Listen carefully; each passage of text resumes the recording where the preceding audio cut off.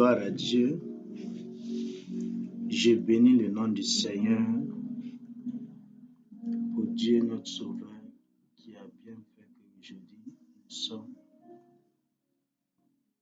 dimanche pour louer le Seigneur et pour le glorifier. Et mon message, je vais faire un petit court message. Mon message, ça lie avec notre thème de l'année,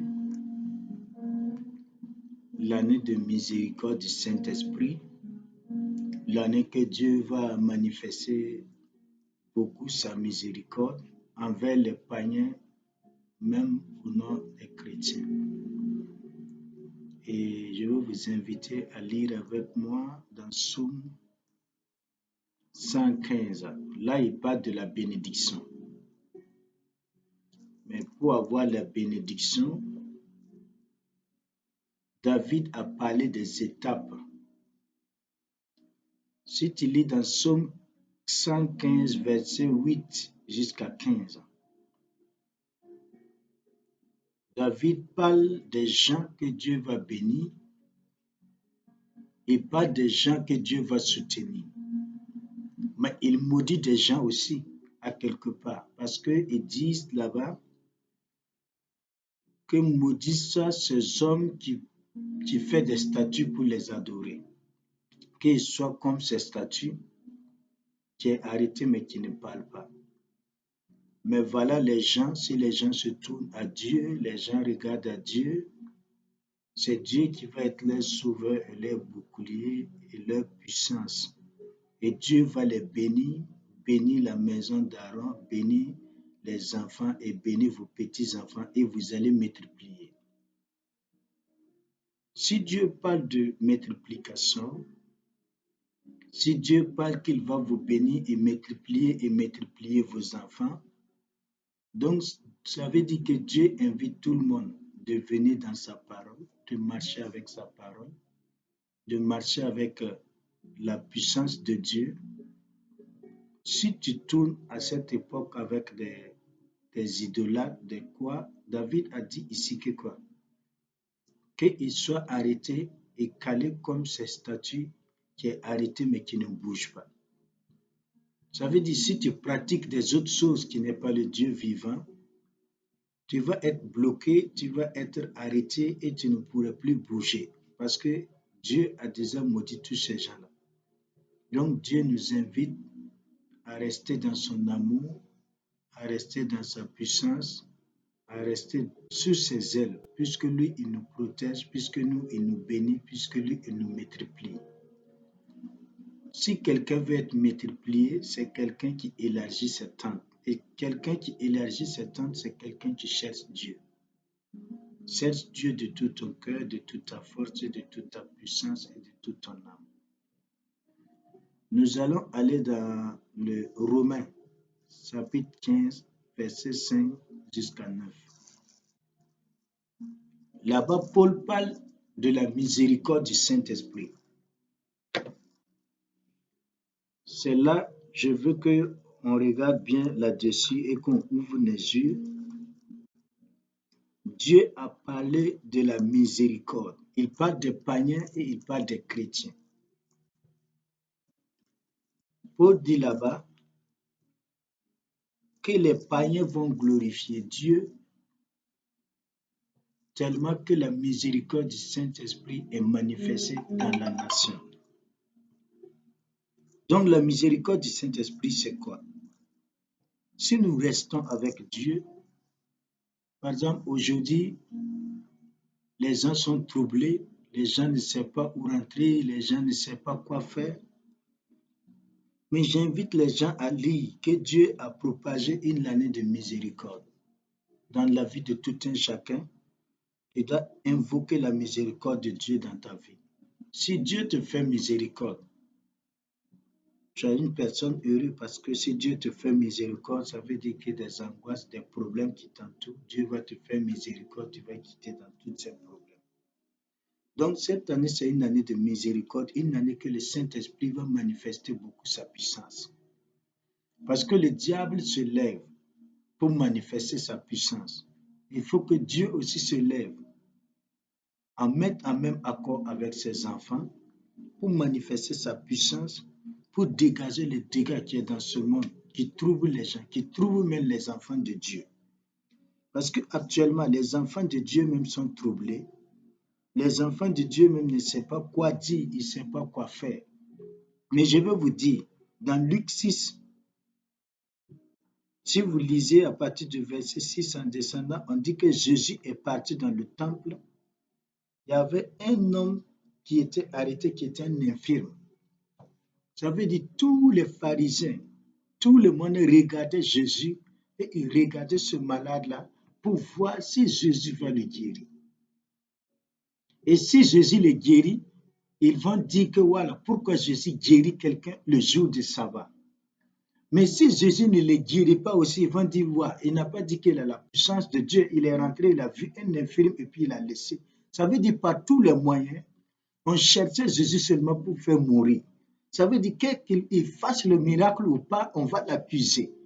Vous voyez, quand il est rentré dans le temple, tout le monde a mis les yeux sur Jésus, ils ont mis les yeux sur le malade. Ils regardaient, est-ce que Jésus va accepter guérir ce malade le jour du sabbat? Mais quand Jésus voyait leurs pensées, Jésus est allé et Jésus a guéri le malade.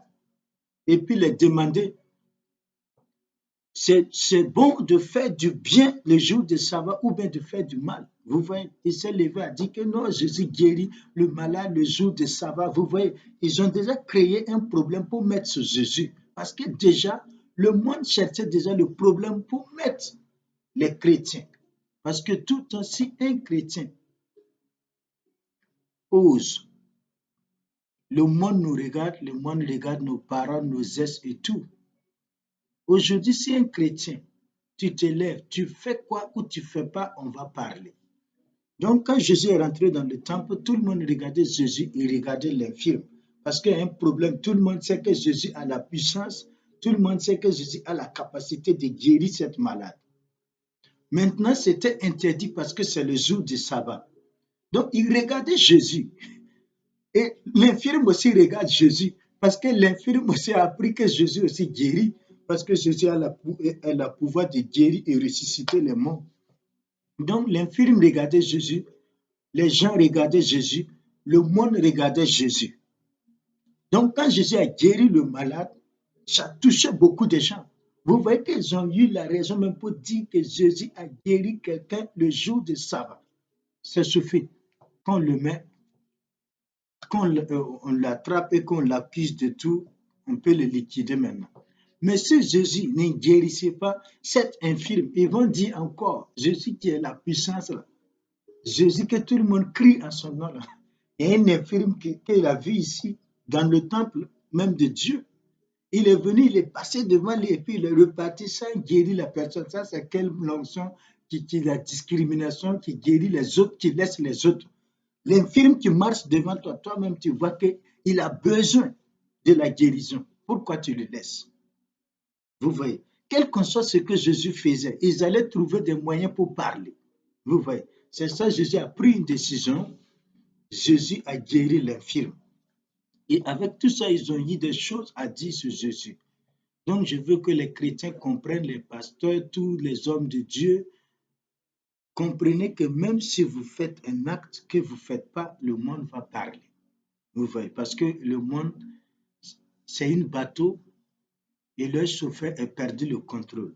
Vous voyez, parce que c'est comme un bateau qui a perdu le contrôle. Il va là où il y a la tempête et se lève, on dirait qu'il veut tomber. Le monde a besoin de guide. Sans Jésus-Christ, le monde ne peut plus aller. Parce que le chef de ce monde a perdu le contrôle de ce monde, qui est le diable. Il n'arrive plus à maîtriser. Seul Jésus peut venir maîtriser ce bateau-là. Parce qu'on a dit que lorsque les pierres étaient en route pour aller dans un autre pays, ils ont traversé le lac, on a dit qu'un grand vent se met à souffler. Le bateau veut se renverser. Et puis ils ont oublié Jésus, alors que Jésus était avec eux. Jésus nous aime. Vous voyez, Jésus est rempli d'amour, il est rempli de compassion, il nous aime tous. Mais les gens ont oublié que Jésus était dans le bateau. C'est lorsque le bateau veut maintenant se noyer qu'il se rappelle maintenant qu'il y a Jésus. Au lieu de demander à Jésus, il crie à Jésus, il remet le faute à Jésus. Il dit à Jésus, Jésus, toi tu es là et puis tu veux nous laisser périr, tu vois les choses. Ils n'ont pas demandé à Jésus, mais immédiatement on l'accuse. Tout aussi un problème, on accusait Jésus. Vous voyez. Alors que ce n'est pas lui qui a appelé la tempête ni rien. On pouvait dire, Jésus, lève-toi. Il dit, Jésus, tu es là et puis tu veux nous laisser mourir. Donc Jésus s'est levé, il a calmé la tempête, il a calmé tout. Si le monde n'appelle pas Jésus, le monde ne peut pas se contrôler lui-même parce que ce n'est pas le monde qui s'est créé lui-même. Vous voyez, c'est quelqu'un qui a créé le monde. Et si le monde laisse cette personne, cette dirigeant, et puis cherche des autres dirigeants, un autre dirigeant ne peut jamais mettre la paix dans le monde. Seul Jésus-Christ de Nazareth qui a créé, tout a été créé avec lui. C'est lui seul qui peut mettre la paix dans le monde. Vous voyez. Donc, je vous invite tous de rester dans l'année de miséricorde. Ça, c'est notre thème de l'année qu'on a donné le mois de décembre. Dieu m'a dit que cette année sera une année de miséricorde. Le Saint-Esprit va manifester son miséricorde et même les païens vont glorifier Dieu parce que Dieu les a délivrés dans beaucoup de choses. Que Dieu vous bénisse, que Dieu vous fortifie. Tout ce que je vous invite, c'est de lire la Bible et invoquer Dieu dans votre vie. Et je sais que Dieu, par sa puissance, va vous délivrer de beaucoup de choses dans le nom puissant de Jésus-Christ de Nazareth. Amen.